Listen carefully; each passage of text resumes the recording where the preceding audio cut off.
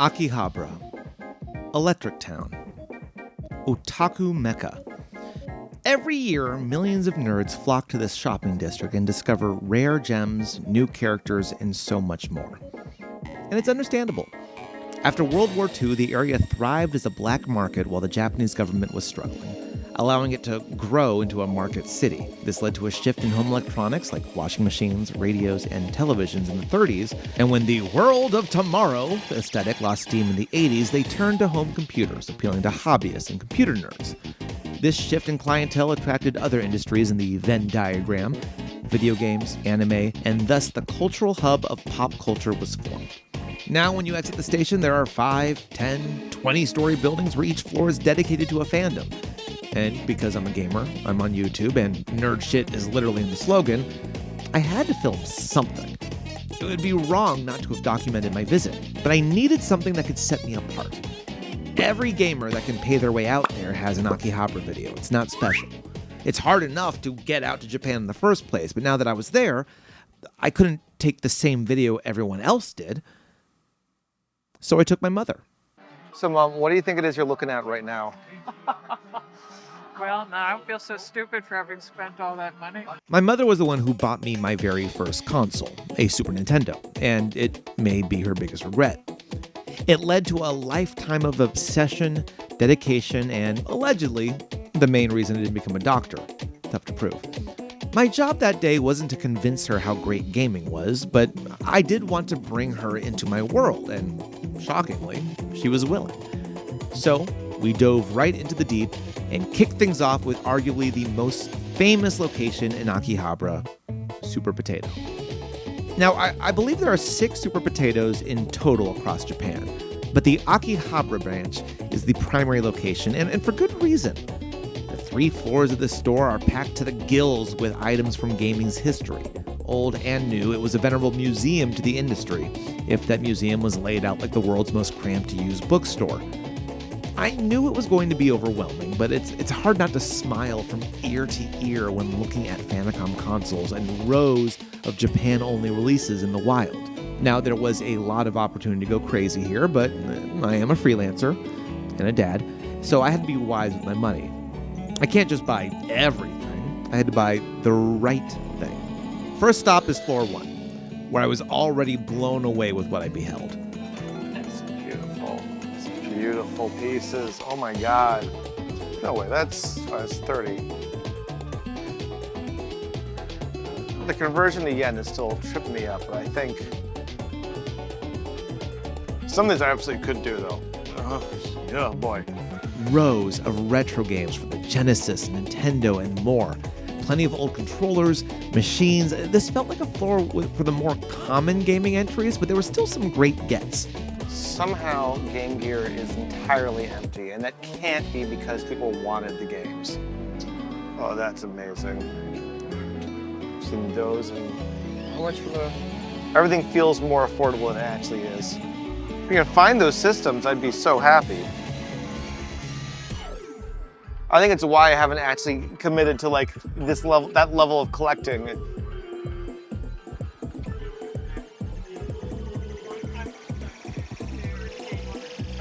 Yeah.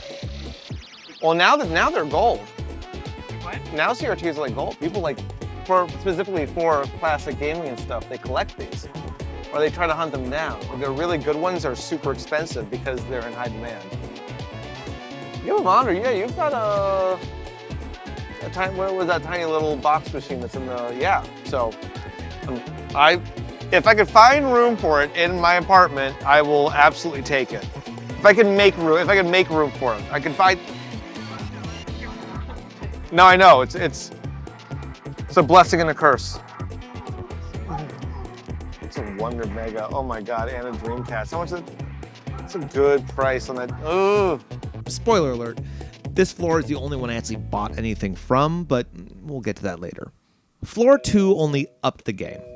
Still some great games, some newer, but a lot more peripherals and guidebooks here. Oh, how I'm a sucker for old guidebooks. I spent as much time reading those as I did the games I played. Now, granted, I can't read Japanese, so I passed, but it was really cool to see these things. This almost seems like newer stuff. Newer stuff in magazines. I mean, a little bit, yeah. I mean, I think there was absolute inspiration between the two, right? No, like, Mr. Kim's video was very much inspired by this type of build. Yeah, no, it's a Mr. Kim's video in New York City, stuff of legend. Was this PC Engine? Jeez. A little expensive for my taste at the moment, but I've never actually seen one in person, and seeing it for sale here really took me for a spin. Someday. Truth is, the real danger is not coming here without a plan. It's coming here with a plan of knowing exactly what it is you want, and then... Do you know me? No, I came without a plan. Here we go, this is wild. Nintendo's first ever system was the Game & Watch. These are like those little, barely like system, right? They just have one game, they're very LCD style. Look at this, it's... You had something like this. You know what, I didn't, Peter did. Huh? Peter had one. Peter? Yeah, but it is, I think that means it's close to $500.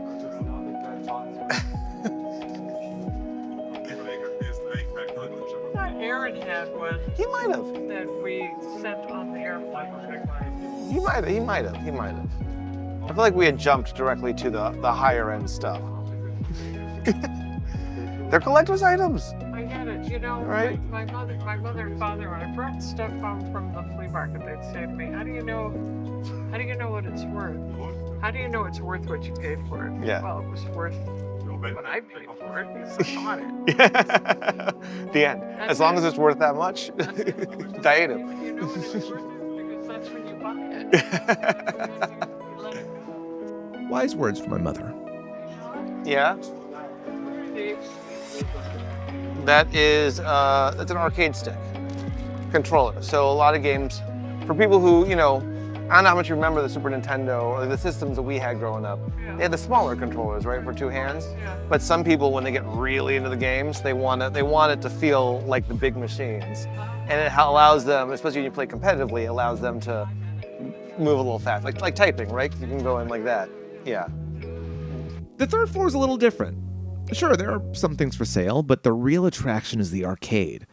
Oh, the beautiful candy cabs of Japan arcades. Now the real gold is in something like this. Some people have them. I would love to get one of these machines at home. And you put it where?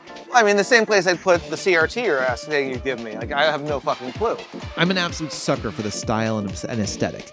Now, I wasn't going to convince my mother to run around a fatal fury against me. Plus, what if she won? I can't have that on camera. So we bid our adieu and left. I think, let me look at my map real fast. But first I have to embarrass you more on camera because you're my mom. So that was your first Super Potato experience in Akihabara. There's plenty more I'm going to drag you to, but what did you think? I was impressed. Yeah, really? Well, I mean, there's a lot of games up there. There's a whole lot of games up there. Yes, I think most people would be right to be overwhelmed. It is packed, it is somewhat smelly. The odor of, what? Grungy. It's grungy, like the best spots are. So, good. You're patient and I love you. All right, we're gonna keep moving. It was time for our next stop, Mandarake. 8 stories of collectibles. That is what Mandarake has to offer. Standing like a black obelisk in the otherwise bright lights, this superstore is filled to the brim with well-organized items. Originally established by manga artist Mizuo Furukawa in Nakano, it has since incorporated to 11 locations all over Japan, and even had some brief dalliances overseas. You can find everything from toys, movies, music, games, manga, you name it, and it has value in pop culture, it's here. Hell, there are 2 floors dedicated just to doujinshi, the Japanese word for fan comics, zines, and the like. Though, much like DeviantArt, these can be a little tough to take your mother to, so we kept the basics. So I think with a lot of these, they're actually people's personal collections that they're trying to sell. Yeah.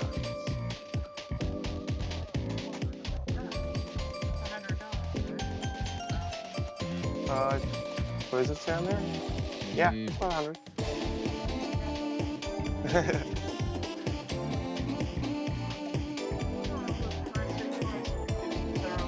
Growing up, I had a collection of Ninja Turtles, like 2 giant recycling bins filled to the brim that I played with all the time. This put that collection to shame. Yes and no. I don't think they're as hard to get a hold of as some other things are, unless they're in the box. But even then, I think that's why those are worth something. We all had too much fun playing with them. Yeah, of course. All right. Oh,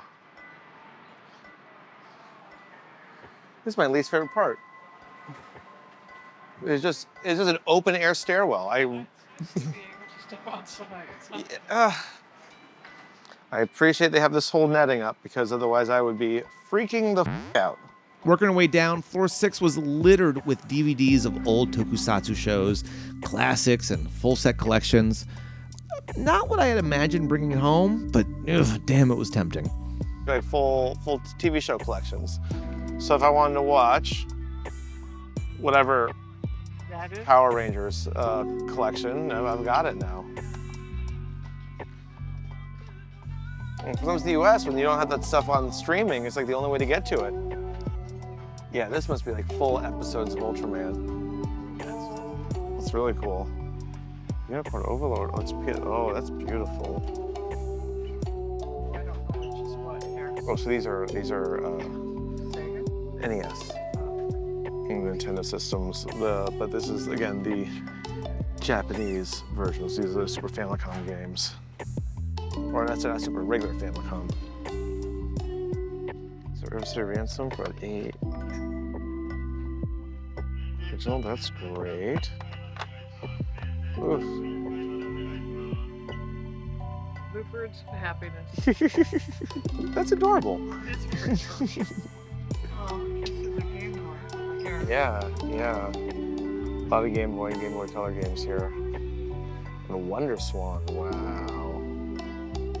It's another handheld system that was not released in the US. Amazing. No way. Oh my God. So this was, these are games, part of the Neo Geo, which was a primarily Japanese company that made arcade games. And it was they were available in the US, but it was so rare because they took the arcade technology and put them in the cartridge form. So it was the best way to play arcade games at home. And because of that, it was expensive as fuck and nobody bought it. And this is a $49.50 for that. That's not, that might be the price it was when it was released, to be honest. That's, this is wild. So, Geo, is that what you said it was? Neo Geo. Oh, so there's a yes, so that's the system. Oh, that's the Neo Geo CD, but that's the system, yeah. Yeah, they got, that's the system.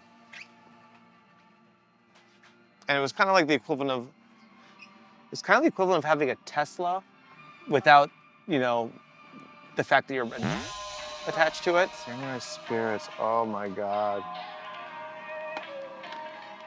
No. Let me find a Neo Geo that's affordable before I ever do that. That's wild.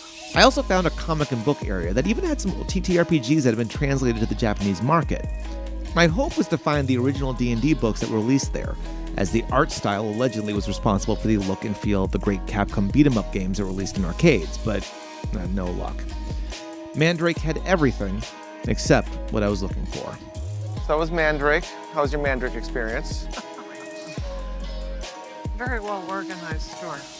Compared to Super Potato, that was... Just the volume of it, and everything's shrink wrapped and plastic behind glass. It's very first class. Yeah, no, it's impressive, if not, incredibly cramped. Oh, yeah, I mean, like... So incredibly cramped. Yeah, I agree. All right, we got another one, so we're gonna head over there now. Next was Hard Off, a name that even at 40 years old, I'm not going to stop laughing at. This is a division of the popular book-off stores that are throughout Japan and have even made it to the States, including the one at Japan Village I've stopped in for every con that has happened there. While book-off tends to focus on books, hard-off focuses on hardware. That said, I heard I could find some far better deals here than the more popular Akihabara locations. As I mentioned, I picked up some things at Super Potato, but I had not quite gotten that one thing to call out to me as equal parts affordable and worth it. I thought this would be my best bet. So I wouldn't want to go upstairs to the hobby off. Seems interesting. But before we go up to 3F. Well, there's an elevator right there. Well, I was going to say, before we go there, there's one, this just says junk. It's a loft. And I plan to, I mean, look, I'll clean you out too. I'm not above taking from my own mother. I can. Technology museum in my house. Yeah. There's a lot of that stuff you still use. Or I don't want to get rid of until I know you're not using it. No. I mean, I have stuff. Up above that I'm definitely not using. Go to my next video. So cleaning out your closet. The only thing you can't have at the moment is the Lisa and the 956. But other than that, No, that's, yeah. This is available.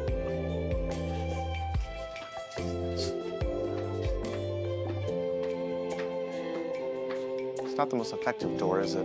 Certainly felt close. A lot of great items, but not a lot of guarantee that those items would work. The deals were fantastic, but I didn't want to lug a giant machine without a little more certainty that it was worth paying for. Hard off? Thoughts? Hi. Thoughts? Not my favorite one. That's valid. That's valid. It seemed, honestly, not my favorite either. I was feeling a little down. See, I really wanted to walk away with that one item. The I will know it when I see it only works if I see it, and I hadn't. Mom was getting tired, the sky was dark, and I could feel myself faltering. I'd been on my feet all day. I had one last stop to make. Suburaya Specialty Store. I must have passed it like twice before finding it, as it's so off the beaten path and secluded, but I had read that this is a bit of a hidden gem. Of course, you know it's a good sign when you are the only obvious tourist there. It may not have the world of wonder appeal that Super Potato has, or the sheer enormity of Mandarake, but there was something special about this small shop. And of course, the collection was vast. A ton more games from gaming's past and present to rifle through, and plenty of consoles, including some incredibly cheap Super Nintendos. Maybe that's it. Maybe what I wanted was the system from my youth. The system that started my fandom that my mother got me so long ago. Could. I haven't spent that much this trip. I don't know what happened to my original SNES. And my mom thinks we still have it, but I don't recall seeing it anywhere. And I've checked. Could this be it? Could this be the prize I've sought? These are the choices I'm first to deal with.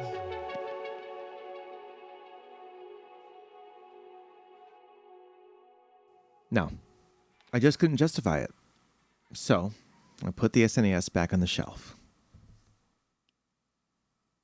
But Good news is I got a Super Famicom instead, so I'm still walking away a winner here.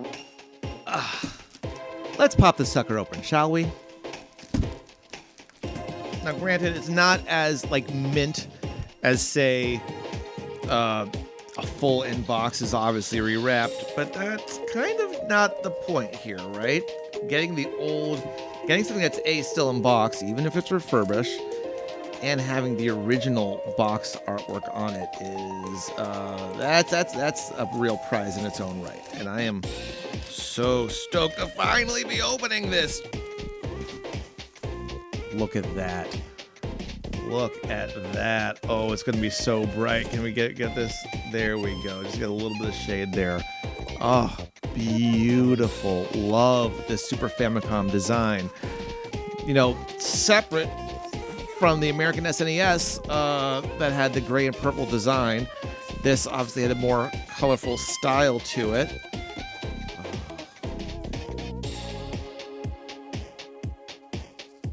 Super Famicom. A little, it got a little bit of color yellowing, but oh, this is beautiful. System was released in 1990 in Japan and South Korea. It is, still English, Japanese on the back. Oh my god.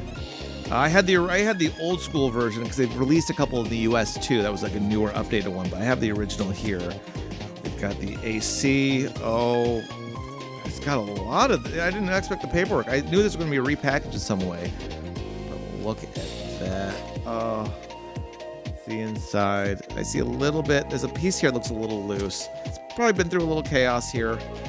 It may need to be refurbished. It's possible it doesn't work. I'm not going to know. Interestingly enough, designed by Masayuki Uemura, who actually designed the original Famicom as well. I think it cost about 25,000 yen on release, and the initial shipment sold out in hours. I got this for 8,000 yen. 8,000 yen, which I think was roughly maybe 50 to 60 bucks. So we got the beautiful system here. The controllers, oh my god, these actually look so new. And with the colored buttons too, in the style of the original here, not in the style of the purple ones that I had growing up. Check out. You can tell I will need to buy a power unit separately. Was a gamble. I knew it would be a gamble. And of course I have to buy the right power because it's not going to necessarily be coupled in the same way. But all the tech specifications here. Oh my god. I don't know. I'm happy with this.